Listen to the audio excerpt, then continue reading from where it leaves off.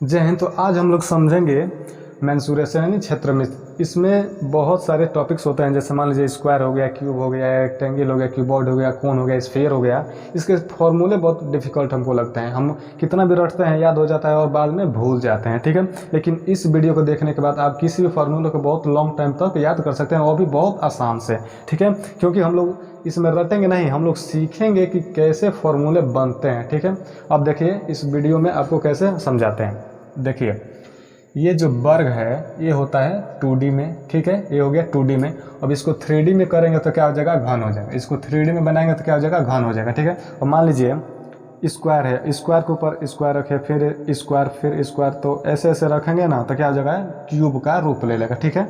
अब देखिए इसी से बना है घन, तो जो इसका फॉर्मूला होगा इसी से रिलेटेड तो इसका भी होगा, ठीक है। तो पहले हम लोग वर्ग का देखते हैं, उसके बाद हम लोग घन का देखेंगे।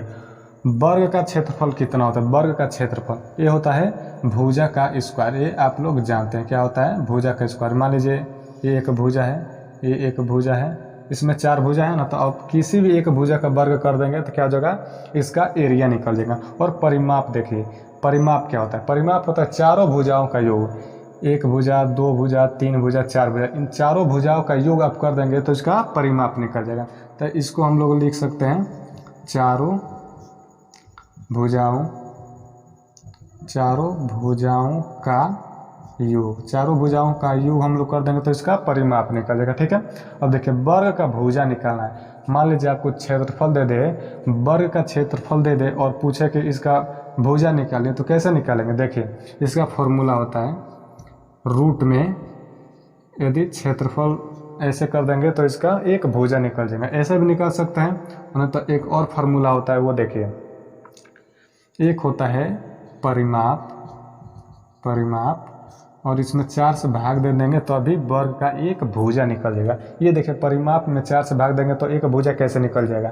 देखिए परिमाप बना है 4 भुजाओं को जोड़कर। परिमाप कैसे बना है, 4 भुजाओं को जोड़कर। यदि 4 भुजाओं में यदि हम 4 से भाग दे देंगे तो एक भुजा का निकल जाएगा ना, तो वही है परिमाप में 4 से भाग देंगे तो वर्ग का एक भुजा निकल जाएगा। अब देखिए वर्ग का विकर्ण, वर्ग का विकर्ण ये होता है √2 और मल्टीप्लाई में कोई एक भुजा, ठीक है। तो ये निकल जाएगा वर्ग का विकर्ण। इसमें आप पाइथागोरस थ्योरम लगाएंगे ना ऐसे, तो वही निकल कर आएगा √2 इंटू भुजा, ठीक है। अब देखिए अब इससे बना है क्यूब यानी घन। अब इसको कैसे, इसके फॉर्मूले को हम लोग याद करेंगे। इससे पहले आप एक बात यहाँ पे नोटिस कीजिएगा कि जो एरिया होता है, एरिया यानी क्षेत्रफल, ये होता है 2D में। 2D में जो फिगर्स होते हैं उसमें हम लोग क्या निकालते हैं, एरिया निकालते हैं। और जो ये वॉल्यूम होता है ये होता है 3D में। जो 3D वाले फिगर्स होते हैं उसमें हम लोग क्या निकालते हैं, वॉल्यूम निकालते हैं, आयतन निकालते हैं, ठीक है। इतना आपको क्लियर हो गया। अब देखिए इससे हम लोग इस फॉर्मूलों को कैसे बनाएंगे। अब देखिए सबसे पहले हम लोग देखेंगे घन का वक्र पृष्ठ क्षेत्रफल, जो कर्व्ड सरफेस एरिया होता है वह उसको कैसे निकालेंगे। 1 बाय 1 आपको हम सारा बताएंगे, 1 बाय 1 आप देखते रहिए, ठीक है। अब देखें घन का वक्र पृष्ठ का क्षेत्रफल, ठीक है। ये किससे बना है, स्क्वायर से बना है, ठीक है। स्क्वायर को एक के ऊपर एक के ऊपर एक रखेंगे ऐसे, तो क्या बन जाएगा, घन बन जाएगा, ठीक है। अब देखिए इसमें जो ये भुजा होगा, मान लीजिए यल है, ठीक है। इसकी लंबाई भी यल होगा, जो इसकी चौड़ाई होगा वो भी यल होगा, क्योंकि वर्ग है तो ये क्लियर है कि सभी भुजाएं क्या होंगी, बराबर होंगी। और देखिए इसका जो ये ऊंचाई होगा, ये वाला ये जो ऊंचाई होगा ये भी मान लीजिए यल होगा, क्योंकि L मीटर मान लीजिए लंबा है। तो अभी जितना ये इसका चौड़ाई होगा, जितना ये इसका लंबाई होगा, उतना ही यदि हम लोग ऊंचाई भी कर देंगे तभी ना हमारा घन बनेगा, क्योंकि सभी भुजाएं क्या होने चाहिए, बराबर होने चाहिए, ठीक है। ये भी यल, ये भी यल और ये भी यल, ठीक है। हम लोग मान लेते हैं, आप कुछ भी मान सकते हैं, ठीक है। अब देखिए वक्र पृष्ठ क्या होता है, वक्र पृष्ठ, वक्र पृष्ठ हम उसे कहते हैं, जैसे मान लीजिए ये किसी क्यूब में अपर का जो सरफेस होता है, ये सबसे ऊपर का सरफेस ये वाला है, और सबसे नीचे वाला जो सरफेस होता है उसको हम लोग छोड़ देते हैं। ऊपर वाला और सबसे नीचे वाला छोड़ देंगे तो बचेगा कौन, एक सामने वाला और उसके एक जो तुरंत पीछे होता है उसके सामने एकदम उसके पीछे वो वाला, और एक ये वाला और एक ये वाला, देखिए अंदर में एक ये है, इसके सामने ये है, और ये फ्रंट वाले के सामने एक, ये बैक वाला, ठीक है। इसमें कितने भुजा हो गए? 4, इसमें 4 साइड हो गए, ठीक है, भुजा नहीं 4 साइड हो गए। देखिए अब हम लोग जानते हैं कि वर्ग का क्षेत्रफल होता है, एक ऐसे जो होता है वर्ग, इसका क्षेत्रफल होता है साइड का स्क्वायर, यानी मान लीजिए यल स्क्वायर, ठीक है। अब इसमें कितना साइड है? 4 साइड है। तो पहले हम लोग एक का निकालेंगे तो एल स्क्वायर हो जाएगा ना। यल मतलब मान लीजिए भुजा, यल मतलब आप भुजा मान लीजिए, ठीक है। ये समझ लीजिए एक भुजा का जो लंबाई है चौड़ाई है आप मान सकते हैं, ठीक है।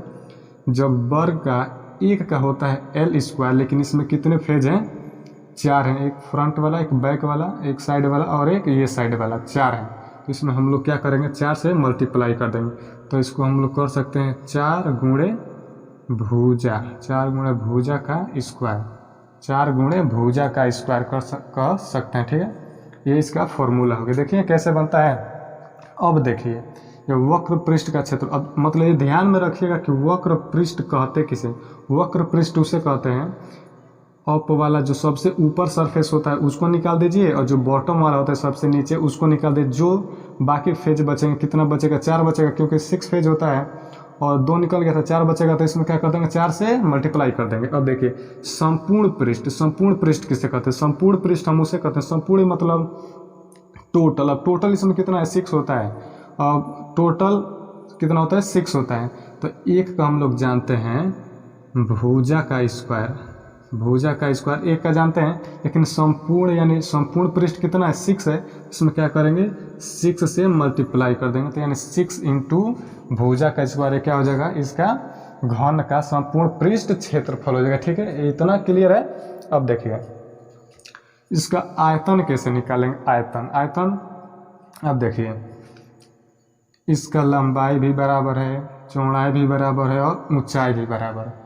तो इसको कह सकते हैं L इंटू एल, यानी इसको हम लोग लिख सकते हैं L का क्यूब, यानी साइड का क्यूब। इसको और एक आप लिखना चाहें तो आप कह सकते हैं सिंपल भाषा में भुजा का क्यूब, यानी इसको कह सकते हैं ऐसे, ठीक है।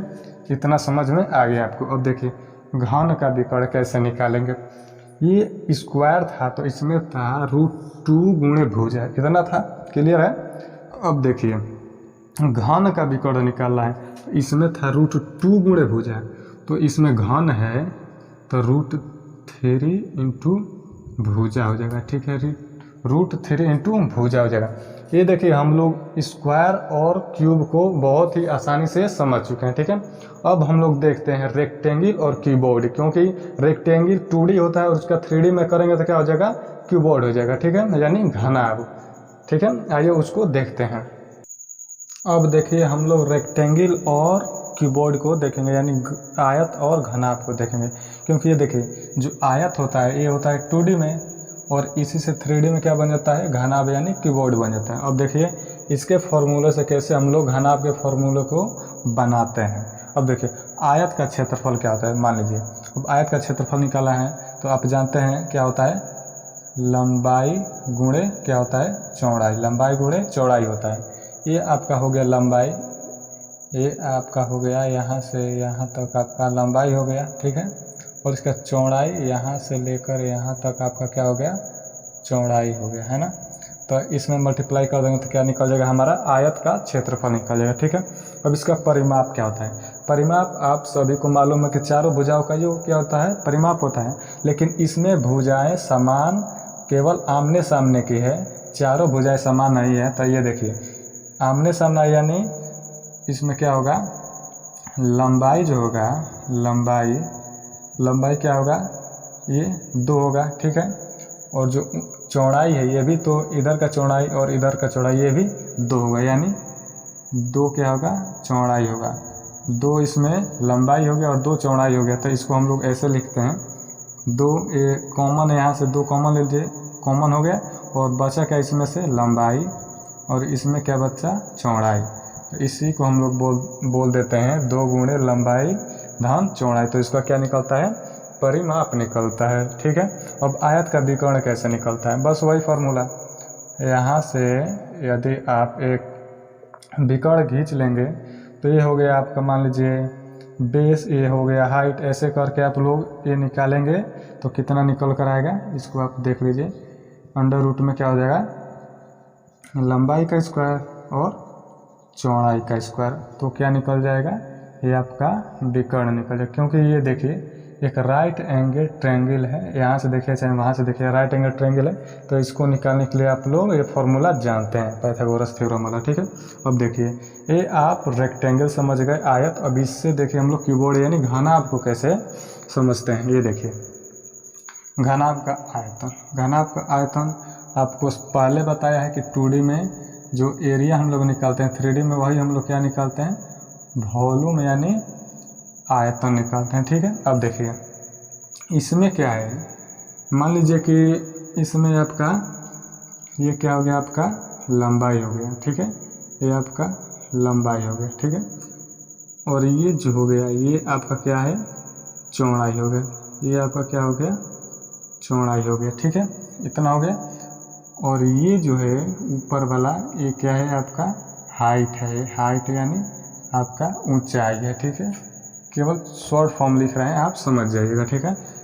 लंबाई, चौड़ाई और वो ऊंचाई, ये भी ऊंचाई है इधर से और ये भी यहाँ से ऊंचाई, आप तो इतना समझ ही सकते हैं। इसमें कितना फेज है ये देख लीजिए, इसमें 6 फेज है, इसमें 6 फेज होता है। आप लोग 3D में आपको समझ तो आता ही होगा, ठीक है। अब देखिए घनाभ का आयतन कैसे निकालेंगे, इसमें हम लोग जो ये रेक्टेंगल से बना है तो पहले इसे समझिए।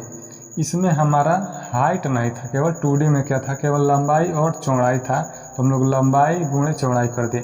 लेकिन इसमें क्या है, इसमें ऊंचाई भी है, तो इसमें क्या करेंगे, लंबाई गुणे चौड़ाई गुणे इसमें ऊंचाई भी है, तो ऊंचाई से भी मल्टीप्लाई करेंगे तभी तो हमारा आयतन निकलेगा यानी वॉल्यूम निकलेगा। अब हम लोग देखेंगे घनाभ के लंबवत पृष्ठों का क्षेत्रफल।